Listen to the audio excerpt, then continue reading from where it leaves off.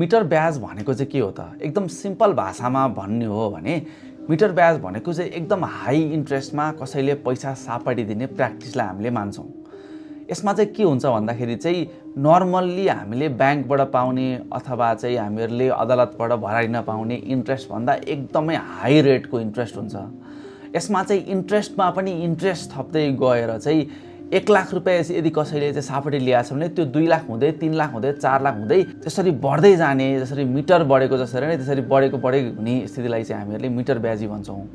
अब यसमा चाहिँ के हुन्छ भन्दाखेरि यस्ता पीडित जुन मिटर ब्याजबाट पीडित भएका व्यक्ति छन् त्यस्ता व्यक्तिले घरबारै गुमाउने एकदम सानो अमाउन्टमा लोन लिएको छ, त्यो लोन लिएको अमाउन्टको कारणले गर्दाखेरि चाहिँ कसैका घर जग्गा नै जाने स्थितिलाई चाहिँ हामीहरूले मिटर ब्याजीको समस्याको रूपमा हामीले राखेका छौँ। र हाम्रो कानुनले पनि यही समस्यालाई समाधान गर्नको लागि, यसरी पीडित भएका व्यक्तिलाई न्याय दिलाउनको लागि र जो पीडक छ उसलाई सजाय दिलाउनको लागि चाहिँ यो विषयलाई चाहिँ अनुचित लेनदेन भनेर मानेर अपराध संहितामा यसलाई चाहिँ कसुरका रूपमा चाहिँ राखेर चाहिँ यसरी अनुचित लेनदेन गराउने व्यक्तिलाई चाहिँ 7 वर्षसम्म कैद र 70,000 रुपियाँसम्म जरिवाना हुन्छ भनेर चाहिँ उल्लेख गरिएको छ।